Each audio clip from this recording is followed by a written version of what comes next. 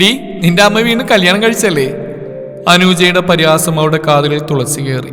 നിറഞ്ഞു വന്ന കണ്ണുകൾ തുടച്ച ഉമ്മ. കാലിൽ ചിലങ്കേട്ടുകയാണ് അവൾ. സംസ്ഥാന സ്കൂൾ യുവജനോത്സവം നടക്കുകയാണ്. അനൂജയും ഉമ്മയുടെ സ്കൂളിലെ കുട്ടിയാണ്. നൃത്തരംഗത്ത് ഉമ്മയുടെ എതിരാളി. അവളെക്കാൾ എല്ലാ ഇനത്തിലും മുമ്പിലായിരുന്നു ഉമ്മ. അതിൻ്റെ അസൂയ മുഴുവനുണ്ട് അനൂജയ്ക്ക്. കലാതിലകപ്പെട്ട നേടാൻ മുമ്പന്തിയിലുണ്ട് ഉമ്മ. തൻ്റെ അച്ഛൻ്റെ അടങ്ങാനാവാത്ത ആഗ്രഹമാണ് അതെന്ന് ഉമ്മ സങ്കടത്തോടെ ഓർത്തു. അതുകൊണ്ട് മാത്രമാണ് താൻ ചിലങ്ക ഉപേക്ഷിക്കാത്തത്. ഒരുക്കങ്ങളെല്ലാം പൂർത്തിയാക്കി ഉമ്മ അടുത്ത മത്സരത്തിനായി കാത്തിരുന്നു. ഇതിപ്പോൾ ഒരാഴ്ചയായി ഇതേ അവസ്ഥ നേരിടുകയായിരുന്നു അവൾ. 10ാം ക്ലാസ്സിലെത്തിയിട്ടേയുള്ളൂ.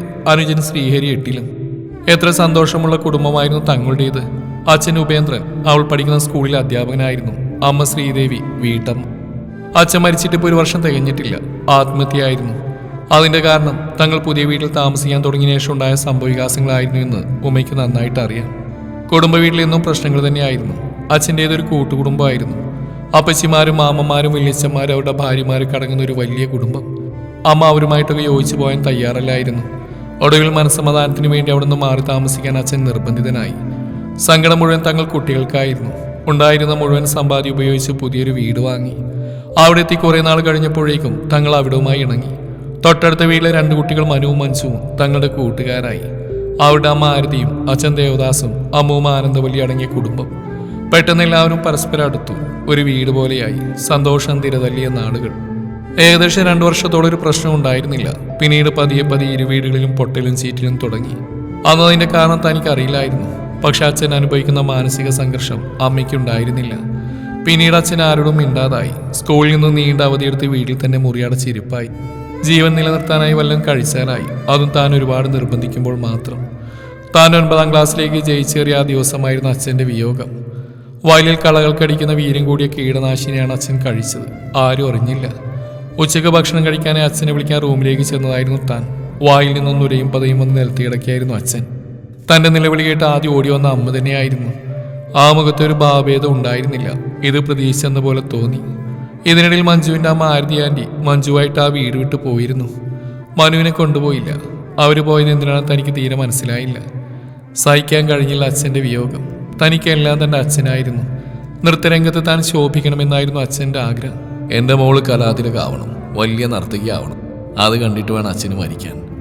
എപ്പോഴും ഇങ്ങനെ പറയാറുണ്ടായിരുന്നു. അച്ഛൻ്റെ മരണശേഷം അടുത്ത ബന്ധുക്കളുടെ സംസാരത്തിൽ നിന്നുമാണ് കാര്യങ്ങളെല്ലാം തനിക്ക് വ്യക്തമായത്. തൻ്റെ അമ്മയും ദാസങ്ങളുമായി മോശമായുള്ള ബന്ധമുണ്ടായിരുന്നു. അതറിഞ്ഞിട്ടാണ് ആരതി ആൻറ്റി വീട് വിട്ടു പോയത്. അച്ഛൻ മരണത്തെ സ്വീകരിച്ച് പകച്ചിരിക്കാനേ തനിക്കും ശ്രീകുട്ടനും കഴിഞ്ഞുള്ളൂ.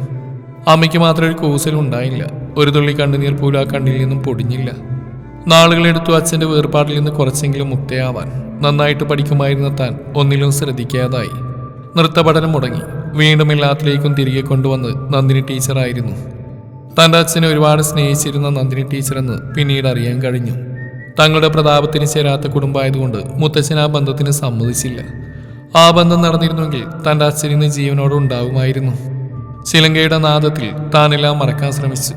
സ്വയം മറന്ന് നൃത്തം ചെയ്യുമ്പോൾ താനൊരു മുതിർന്ന ആളാണെന്ന് അവൾക്ക് തോന്നുമായിരുന്നു. ചെറിയ പ്രായത്തിൽ തന്നെ ജീവിതത്തിൻ്റെ കയ്പ് നീർ ആവോളം അറിഞ്ഞൊരു 15 വയസ്സുകാരിൽ നിന്നും ഒരു മാറ്റം.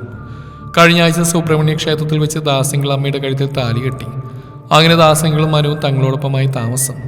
നാട്ടുകാരുടെ പരിഹാസവാക്കുകൾ അടക്കി ചിരികൾ അടങ്ങിയില്ല. ഇതിപ്പോൾ ടീച്ചർ നിർബന്ധിച്ചാണ് മത്സരത്തിന് വന്നിരിക്കുന്നത്. തൻ്റെ അച്ഛൻ്റെ ആഗ്രഹം പോലെ തനിക്ക് കലാതിലകം നേടണം. അച്ഛൻ്റെ ആത്മാവധി കണ്ട് സന്തോഷിക്കണം. ഒടുവിൽ നൃത്ത മത്സര ഇനങ്ങളെല്ലാം കഴിഞ്ഞു. പോയിന്റ് നിലയിൽ ഉമ്മയടക്കം 3 പെൺകുട്ടികൾ. ഇനി ഒരേ ഒരു ഇനം മോണാക്ട് മത്സരം. കലാതിലകത്തെ തീരുമാനിക്കുന്നത് ഈ ഒരു മത്സരഫലത്തോടെയാണ്. തൻ്റെ കഴിവിനത്ത് ഉമ്മ നല്ല പ്രകടനം കാഴ്ചവെച്ചു. നെഞ്ചിരിപ്പോടെ ഉമ്മ കാത്തിരുന്നു. ഒടുവിൽ അച്ഛൻ്റെ ആഗ്രഹം പോലെ അവൾ കലാതിലകമായി. മന്ത്രിയിൽ നിന്ന് അതിലുള്ള ട്രോഫി ഏറ്റുവാങ്ങുമ്പോൾ ഉമ്മയുടെ കൈവിറച്ചു. കണ്ണിൽ നിന്നും ആനന്ദാശ്രു പൊഴിഞ്ഞു. പുറത്ത് നേരിയ ചാറ്റൽ മഴയുണ്ടായിരുന്നു. ഇളം തണുത്ത കാറ്റും. അച്ഛൻ്റെ സാമീപ്യം അവൾ അറിയുകയായിരുന്നു.